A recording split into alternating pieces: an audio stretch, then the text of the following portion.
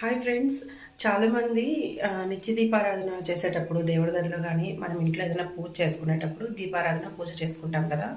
So అటువంటప్పుడు ఇలా తలస్నానం చేసి వెంటనే ఈ క్లాత్ అనేది చుట్టుకుంటాం కదండి, జుట్టు ఆరటం కోసం.